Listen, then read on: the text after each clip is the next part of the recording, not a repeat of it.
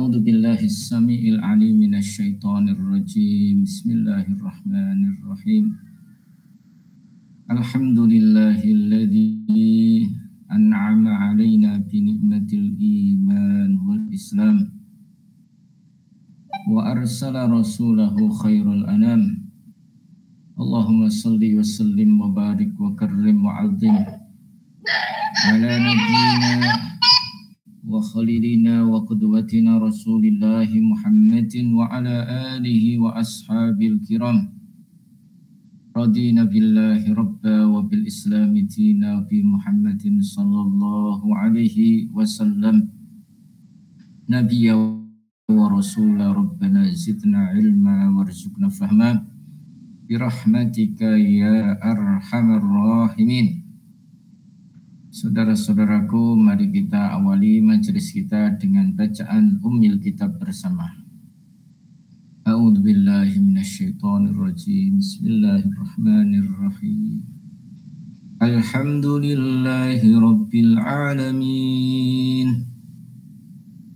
Ar-Rahmanir Rahim. Maliki yaumiddin. Iyyaka na'budu wa iyyaka nasta'in. Ihdinas siratal mustaqim. Siratal ladzina an'amta 'alaihim ghairil maghdubi 'alaihim waladdallin. Amin. Saudara-saudaraku, ngaji kita malam hari ini adalah tentang alat, sarana, kaidah, rumus memahami ayat-ayat Allah, sunnah-sunnah Rasulullah Sallallahu Alaihi Wasallam. Ngaji kita memang ngaji yang sederhana saja, mengetahui tentang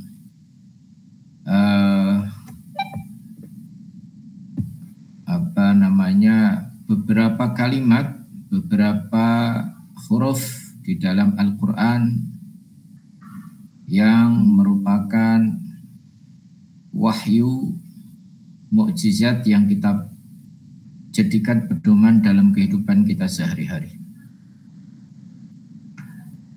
Malam hari ini judul yang kita angkat yaitu huruf ba. Pekan lalu kita membahas huruf alif, ya. Sekarang kita membahas masalah huruf ba. Nanti mungkin pekan depan kita akan membahas huruf ta, ya, dan seterusnya. Huruf ba ini, kalau huruf alif kemarin ada alif, kita bisa membedakan mana alif dan mana hamzah. Alif adalah huruf yang berdiri, yang tidak perlu ada alif tidak pakai harokat. Sedangkan kalau pakai harokat, alif kok diharokati, itu namanya hamzah. Ya, alif itu dalam filosofi adalah simbol kesatuan, satu. Karena Allah itu wahid, Allah itu ahad, dan segala sesuatunya kalau kita melihat huruf alif, semua huruf itu butuh alif, baik kita sadari maupun tidak. Menulis huruf apapun itu butuh alif. Contoh misalkan, baik secara alif yang bersifat termasuk juga yang kalau di dalam angka ada angka 1, ya sebenarnya kan begitu. Jadi kalau kita melihat alif itu kan ada yang alif berdiri, ada alif yang kalau sendirian berdiri. Makanya ada alif yang seperti bentuk seperti ya, alif maksurah misalkan. Jadi antara alif dengan satu itu memang hampir sama. Semua huruf itu butuh alif, meskipun misalkan huruf ba. Alifnya tidur, kemudian ditambah alif berdiri. Terbayang nggak kira-kira huruf ba itu? Huruf ba itu kalau kita membayangkan seperti perahu ya. Alif berdiri, terus kedua alif tidur, kemudian yang terakhir alif berdiri lagi di belakang. Berarti ada 3 alif itu kan. Begitu. Ya. Sama seperti halnya angka. Angka 1 itu angka menentukan. Makanya Allah lambangnya adalah sa, lambangnya 1. Segala sesuatu nilai apapun kalau tidak ada nilai, tidak akan ada nomor. Coba bayangkan menulis angka 2 misalkan. 2 itu jangan membayangkan ala tulisan kita, tulisan 2 itu kalau sampean semuanya melihat di kalkulator atau apa, itu kan pertama misalkan kalau dari bawah ya, 1 tidur, kemudian 1 ke atas, kemudian 1 ke kanan lagi, terus 1 berdiri, kan begitu, 1 ke kiri, terus 1 ke bawah. Itu artinya kumpulan 1, kan begitu. 3 juga begitu, 4 juga begitu, 5 juga begitu. Kan semuanya huruf membutuhkan 1. Sama dengan alif, kan begitu. Nah, pekan lalu kita membahas masalah hamzah. Kalau hamzah itu berharokat, kalau alif tidak berharokat, itu aslinya begitu. Meskipun kalau sudah menjadi salah kaprah, misalkan alif fathah, alif kasroi, alif duma'u, ya tidak apa-apa. Ya lagi pula juga nggak ada bahasanya, hukumnya nggak. Jadi secara kaidah bahasa Arab itu yang berharokat itu hamzah, bukan alif. Kalau alif itu tidak berharokat. Kita tidak apa-apa menyebut misalkan alif, ba, ta, sa, jim, nggak apa-apa. Tapi ketika misalkan alif fathah, alif kasroi, alif duma'u, itu di dalam kaidah bahasa Arab disalahkan. Kalau sudah alif fathah, iu berarti hamzah, bukan alif. Hamzah fathah, hamzah kasroi, hamzah duma'u, seperti itu. Itu yang kita bahas pada pertemuan yang lalu, pekan lalu, tentang masalah huruf alif. Malam hari ini kita membahas masalah huruf ba, huruf yang kedua. Huruf yang kedua dari huruf hijaiyah. Ya, huruf kedua daripada huruf hijaiyah. Dan huruf kedua daripada huruf abjadiyah. Ya, huruf kedua dari huruf abjadiyah. Jadi ada istilah-istilah yang kita biasanya kalau belajar ba ini, kalau di dalam belajar ilmu huruf sauti namanya, huruf yang dilihat dari suara, huruf ba adalah merupakan huruf syafawiyah. Biasanya ini dipelajari oleh orang ahli tajwid. Huruf syafawiyah, huruf yang ada di bibir. Ba, ba, ba, bi, bu, bu, itu namanya huruf yang ada di bibir. Ya, fa termasuk huruf mim, ini huruf-huruf syafawiyah. Jadi huruf di dalam bahasa Arab itu ada urutan yang secara dihitung secara urutan suara. Ya kan, secara suara kan ada banyak itu, ada huruf halqiyah, huruf halq yang berada di tenggorokan. Ya, seperti ain, ha, ha, kha, ghin, itu adalah huruf-huruf halq. Nah, itu namanya golongan daripada namanya huruf huruf sautiyah atau huruf-huruf yang dilihat dari sisi suara.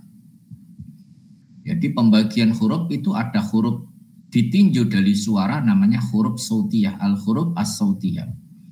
Yang kedua adalah huruf sesuai urutan abjadiyah. Jadi bahasa Indonesia sudah menjadi ada istilah abjad. Abjad itu dari bahasa Arab. Ya, abjad.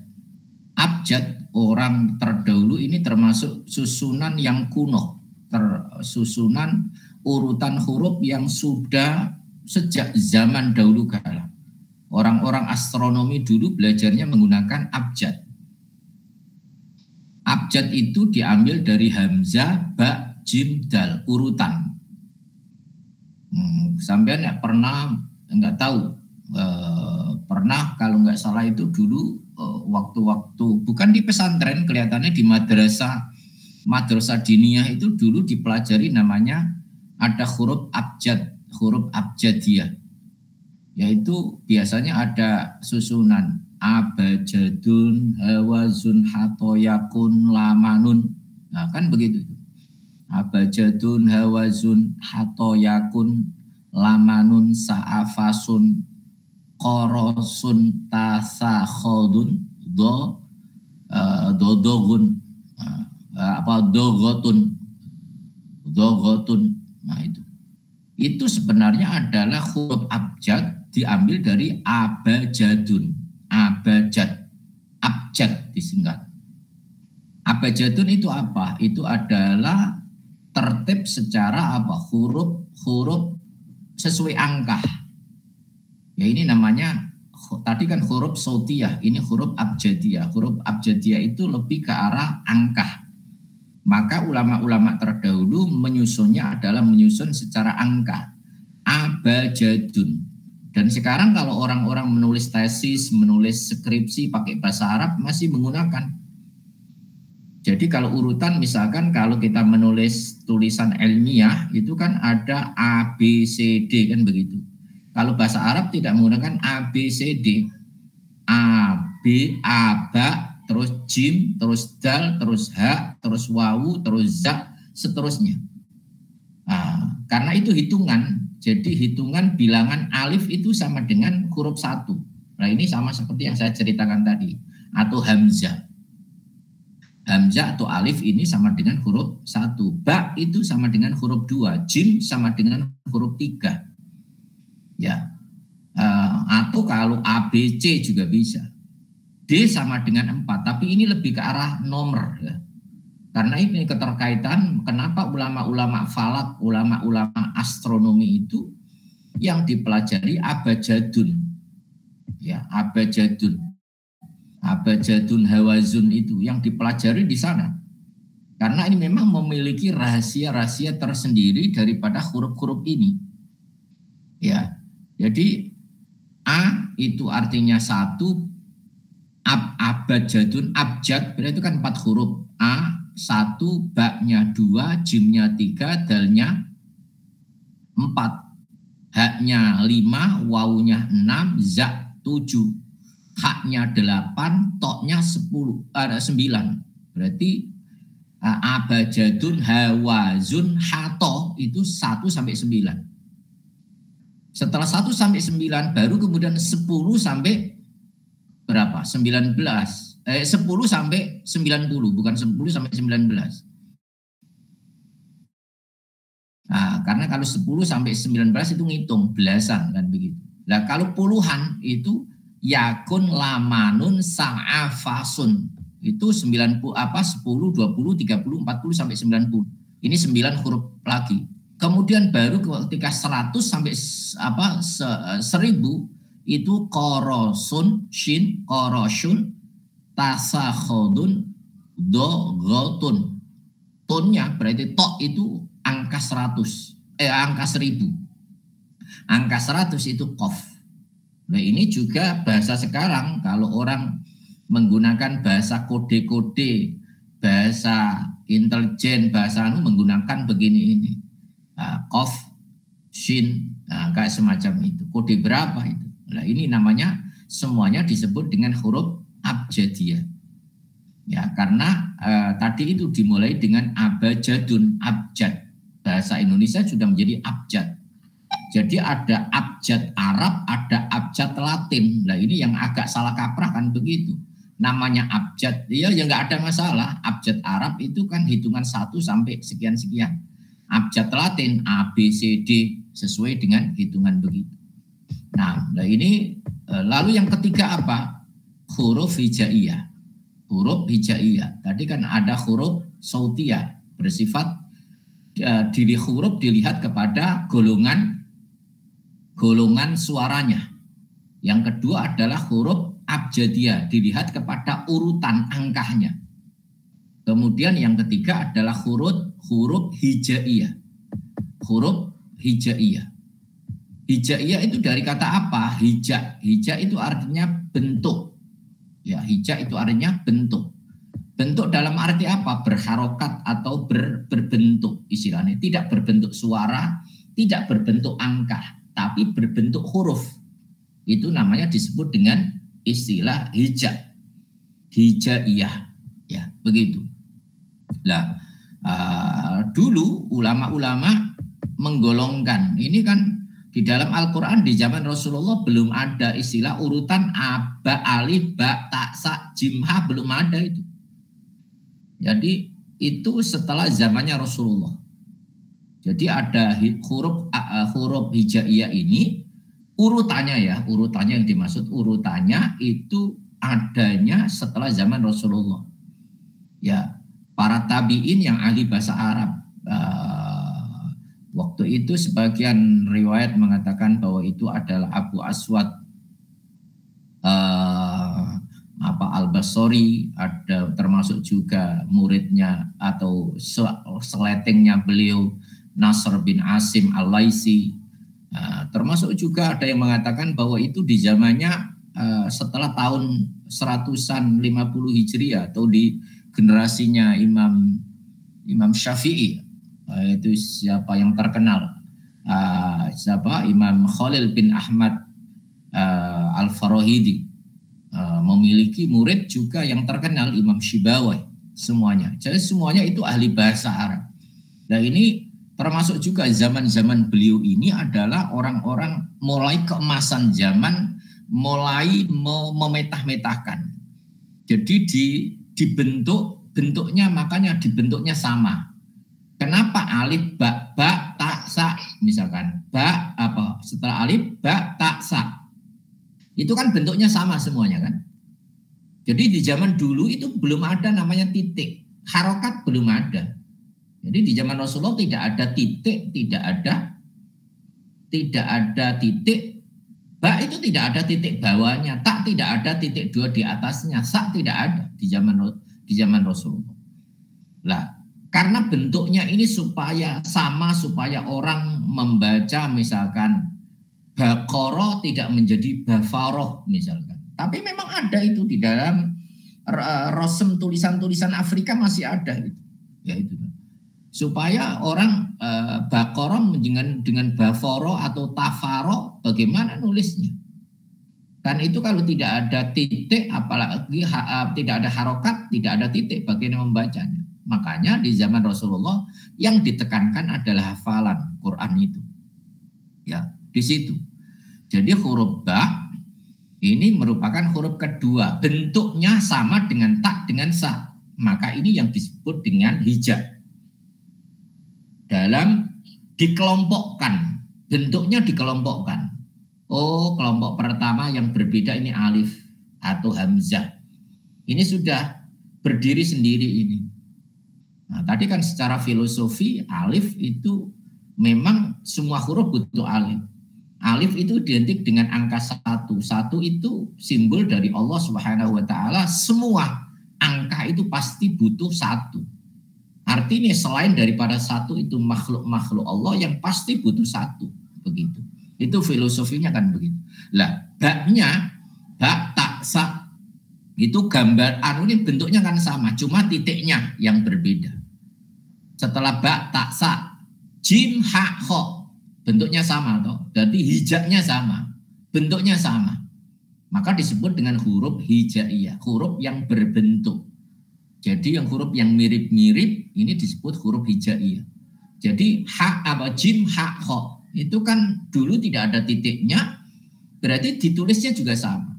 Sin shin juga sama. Sod sama dot, to sama dho, ain sama ghin juga. Itu adalah diurutkan. Itu oh itu kok sama ya begitu. Jadi itu adalah hal-hal yang dibahas oleh ulama-ulama kita sejak dahulu. Subhanallah. Itu Masya Allah, ulama-ulama kita teliti banget istilahnya begitu. Mempermudah. Nah ini kalau dilihat, ini kan Quran ini semuanya kan. Nah, ini ilmu-ilmu yang dianggap ilmu yang baru, ilmu yang seolah-olah, tapi ini bukan ilmu bid'ah atau ilmu ini untuk ilmu metode namanya ya, metode mempermudah kepada Al-Quranul Karim ya. Nah, lalu kembali sekarang dari tadi itu huruf golongan pertama huruf bersifat suara, huruf sautia, yang kedua golongan huruf abjadiyah karena sesuai dengan nomor abjadun, yang ketiga adalah huruf huruf hijaiyah. Nah, karena berbentuk hurufnya dimulai alif atau hamzah, ba, ha, kho, alif, ba, ta, sa, terus jim, ha, kho, terus sin, shin, sampai akhirnya. Nah, malam hari ini ngaji kita sampai ke kedua, yaitu huruf yang kedua di dalam huruf hijaiyah, ya, yaitu huruf ba. Lah, ini kan kaitannya yang kita bahas kemarin. Jadi kalau ba-nya, kalau hurufnya namanya huruf ba. Tapi ketika sudah nanti berharokat bukan ba, tapi ba berharokat fathah, bi berharokat kasroh, dan bu berharokat dhammah. Ya, begitu. Lah, kasroh itu kan artinya pecahan. Fathah itu artinya terbuka. Dhammah itu artinya gabungan, karena kalau dhammah itu gabungan antara sukun dengan fathah, kan begitu. Jadi ibaratnya kalau kasroh itu huruf kasroh itu istilahnya jatuh. Apapun kalau jatuh kan di bawah. Makanya kasroh itu pecah. Pecah itu sesuatu yang pecah itu di bawah. Begitu. Itu filosofi kepada harokat. Nah, lalu ba sama bu itu kan nggak ada artinya di dalam Al-Quran. Nah, ini pembahasan kita malam hari ini adalah ba sama bu. Jadi yang tidak punya arti itu namanya tetap namanya tadi, baik kita menyebutnya sebagai huruf sautiyah, sebagai huruf abjadiyah maupun huruf hijaiyah. Boleh. Karena apa? Tidak punya makna. Tidak punya makna. Tapi kalau sudah punya makna seperti bi, jadi antara ba, bi, bu, mana yang punya arti? Yang punya arti hanya bi. Ba tidak punya arti, bu tidak punya arti. Seandainya nanti ba punya arti, itu nanti ada tambahan alif. Misalkan ba. Ada yang istilah-istilah di Arab namanya itu bani, singkatan tapi. Misalkan ada Baharun, keluarga daripada Harun. Atau Bamahsun, keluarga daripada Mahsun. Nah, atau itu singkatan daripada bani ya. Jadi itu tapi nanti ada alifnya. Kita tidak membahas ke situ. Jadi ba di sini ba yang murni huruf satu huruf saja, ba.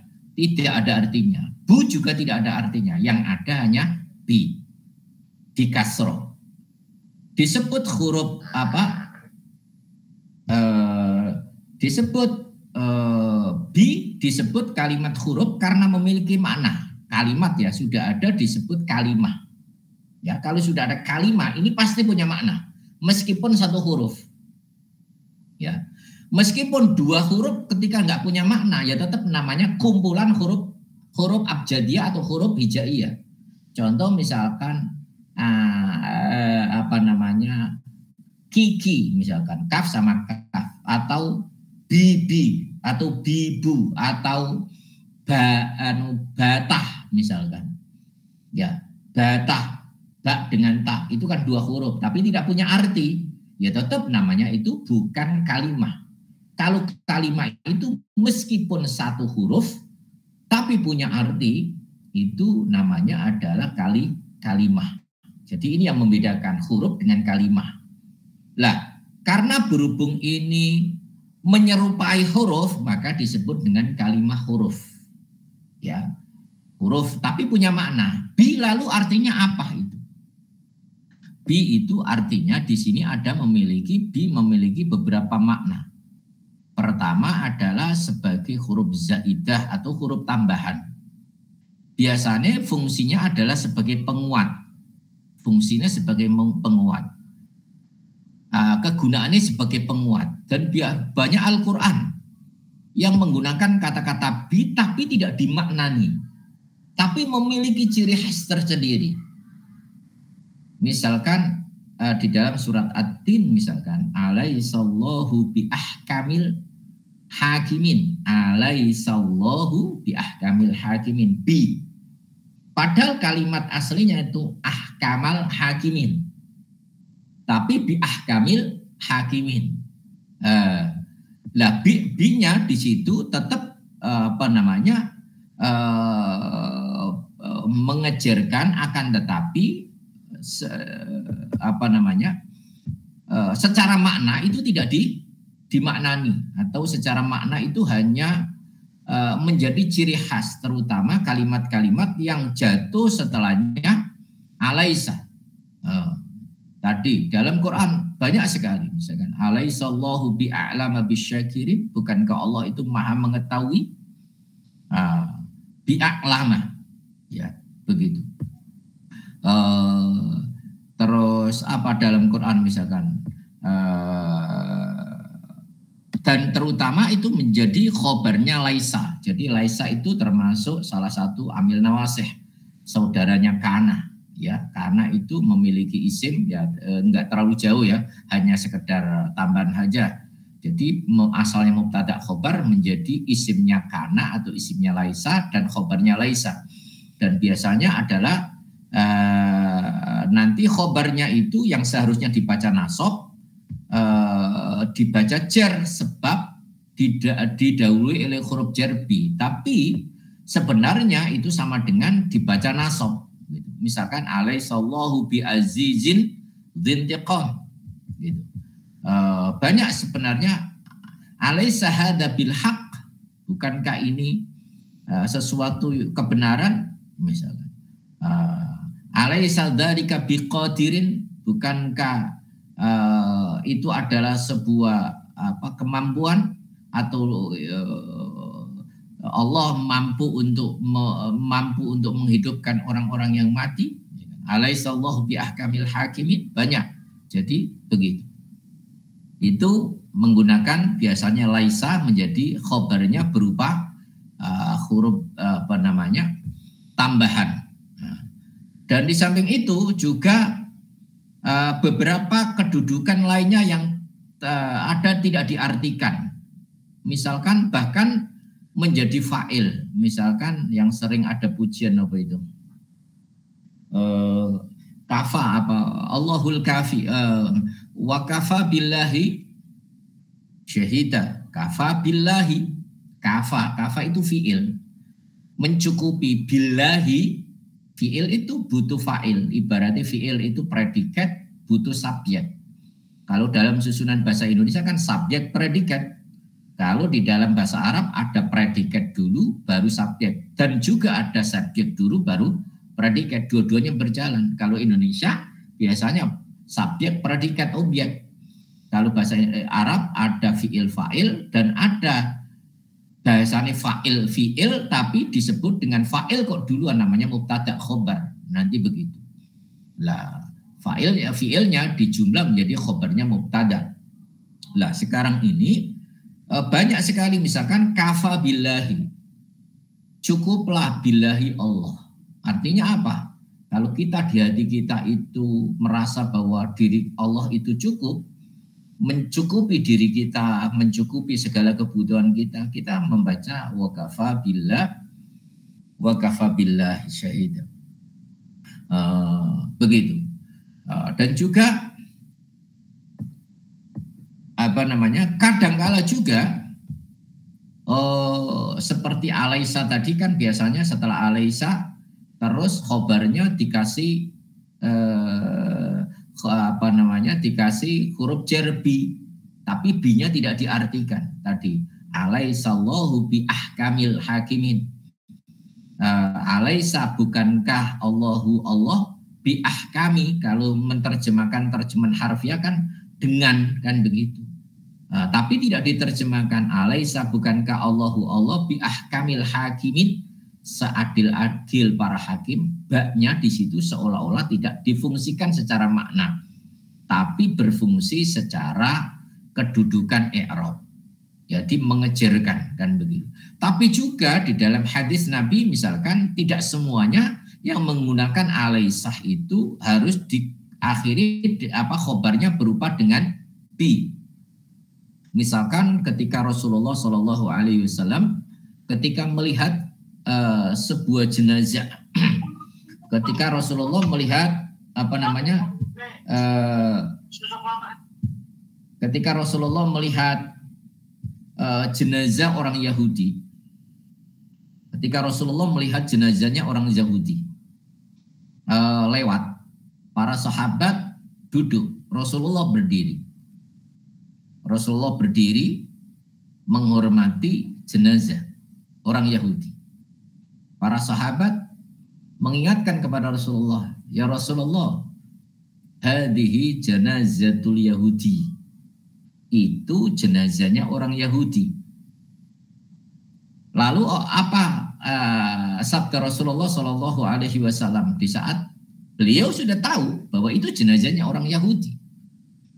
Beliau mengingatkan kepada sahabatnya, alaisat nafsan, berarti tidak ada bi.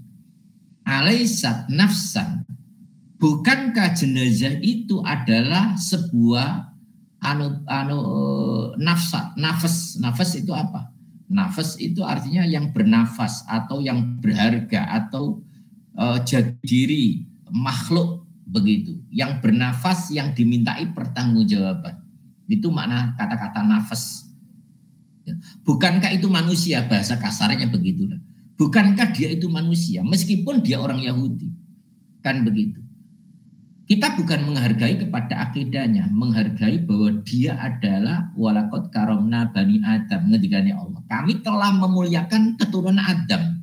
Di situ tidak diperinci mukmin maupun yang bermaksiat, kafir maupun muslim, tidak diperinci.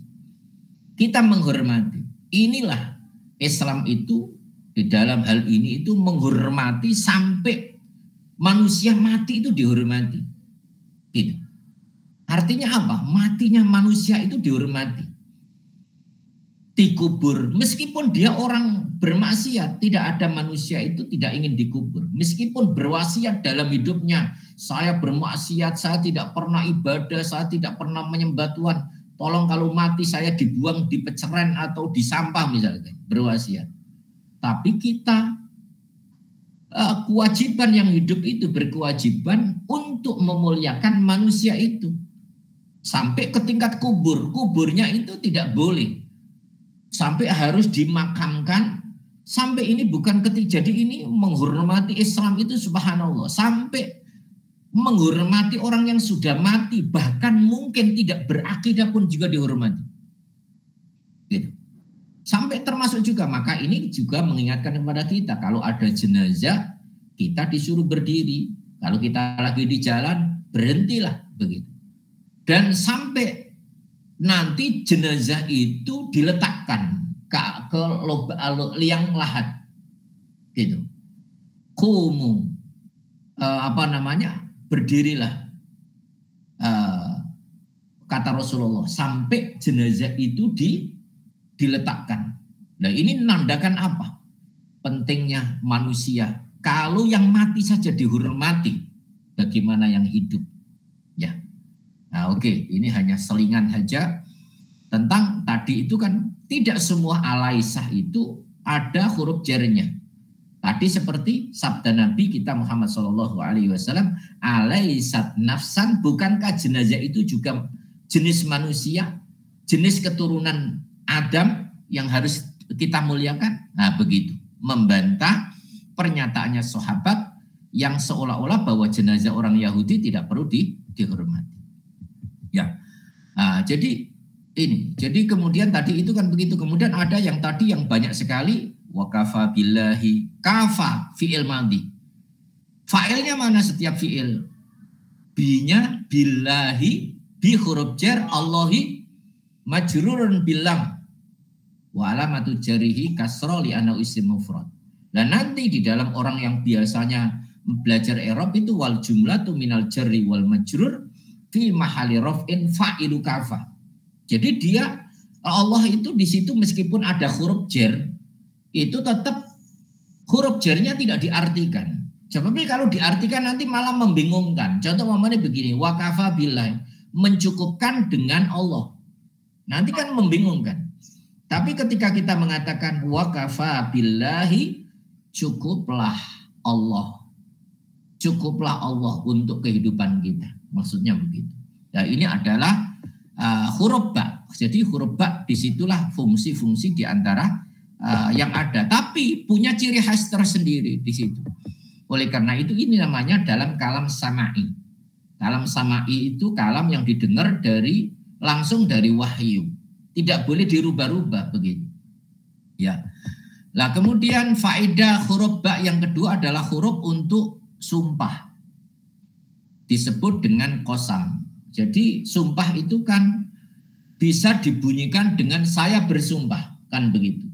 Ada yang dibentuk dalam bentuk huruf. Wawu ta ba. Wallahi artinya apa? Demi Allah. Wasyamsi demi matahari. Wal duha demi waktu duha. Wal asri demi. Demi itu kan artinya bersumpah. Bersumpah demi masa. Wasyamsi bersumpah demi matahari, kan begitu. Tapi yang sumpah Allah. Allah bersumpah untuk makhluk-makhluknya. Tapi kita haram hukumnya bersumpah untuk demi makhluknya. Misalkan demi langit dan bumi misalkan. Enggak boleh. Ya. Kita sumpahnya sebagai hamba Allah hanya bersumpah atas nama Allah. Wallahi, tallahi atau billahi. Itu 3 huruf ini artinya adalah bersumpah. Tapi bisa jadi tidak menggunakan 3 huruf qasam ini. Jadi billahi artinya juga demi Allah. Tallahi demi Allah. Wallahi juga demi Allah. Wahnya diartikan demi, tahnya diartikan demi, billahi diartikan demi. Nah ini kalau sudah masuk ke bahasa Jawa nanti itu sudah lari kemana-mana. Nah, kan ada kalau di dalam orang bahasa pinggiran, orang Jepara, orang nelayan itu menggunakan blehi. Blehi itu dari bilahi cuma kepleset tulisannya. Blehi, ya blehi.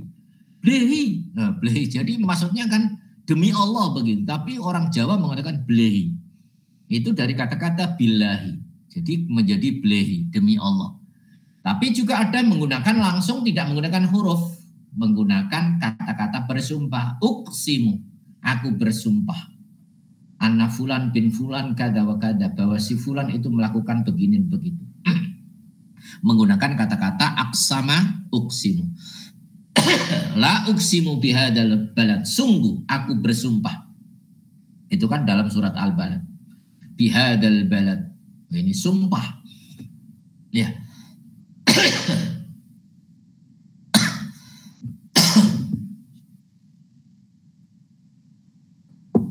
Jadi huruf-huruf itu adalah huruf-huruf bagian dari huruf qasam. Yang terakhir adalah karena keterbatasan waktu, huruf ba itu juga mengandung huruf untuk keterangan. Tapi kebanyakan tetap masuk kepada huruf jar yang biasa. Meskipun tadi alaihissallahu bi ahkamil hakimin itu bi-nya juga berfungsi sebagai huruf jar, tapi tidak diartikan. Gitu. Billahi tapi juga hurufnya huruf jar, tapi diartikan qasam, diartikan sumpah. Lah, ada yang tidak diartikan sumpah, tidak hanya huruf jar biasa, ya. Tadi yang bi'ah kamil hakimi disebut dengan huruf zaidah meskipun berfungsi secara amalannya berfungsi. Nah ini huruf jar misalkan. Huruf jar kan biasanya huruf lil ilsaq untuk bertemu. Misalkan saya bertemu dengan Ahmad, iltaqaitu bi Muhammad. Iltaqaitu bi Budi, saya bertemu dengan Budi. Bi artinya bertemu. Ilsaq itu umumnya huruf jar bi itu begitu. Makanya di dalam jurumiyah atau di dalam orang yang belajar bahasa Arab pemula-pemula itu misalkan marartu bi Zaidin, aku berpapasan dengan Zaid. Nah, begitu. Artinya bertemu langsung kan begitu. Bukan sekedar bertemu dalam mimpi, bertemu itu namanya bi. Jadi bi-nya bertemu. Nah, itu juga huruf jar. Juga huruf jar itu juga maknanya banyak. Ada yang bermakna isti'anah, pertolongan, minta pertolongan. Misalkan ketika kita lihat belajar surat Al-Iqra, surat Al-Alaq, Iqra bismi rabbikal ladzi khalaq. Itu kan ceritanya bi itu kan istilahnya wasilah atau pertolongan. Ketika ingat ketika Rasulullah berada di Gua Hira, ketika diminta oleh malaikat Jibril, Iqra ya Muhammad, bacalah Muhammad. Ngendikannya Rasulullah apa? Ma'ana biqari. Nah, ini juga dalam hadis ini wahyu. Ma'ana biqari. Aku bukanlah biqari. B-nya itu bi huruf jar. B-nya huruf jar sekaligus huruf jaidah. Atau huruf yang secara jaidah artinya maknanya tidak dianggap. Ma'ana biqari. Aku bukan tipe orang yang bisa membaca. Gitu. Sementara malaikat Jibril disuruh membaca. Iqra ya Muhammad. Yang kedua lagi malaikat Jibril mengatakan Iqra ya Muhammad. Nabi mengatakan ma'ana biqari. Yang kedua. Baru kemudian yang ketiga subhanallah. Iqra bismi rabbikal ladzi khalaq. Bacalah dengan menyebut nama Tuhan. Artinya apa? Melalui huruf jerba ini ada pertolongan yang di luar kendali, di luar akal manusia, di luar an. Ini namanya pertolongan Allah. Bacalah dengan menyebut nama Allah. Ya, artinya menyebut nama Allah itu segala sesuatunya bisa terjadi. B-nya diartikan para ulama artinya dengan pertolongan Allah. Begitu. Bismi rabbik dengan pertolongan atau dengan nama atau dengan pertolongan melalui menyebut nama Tuhan.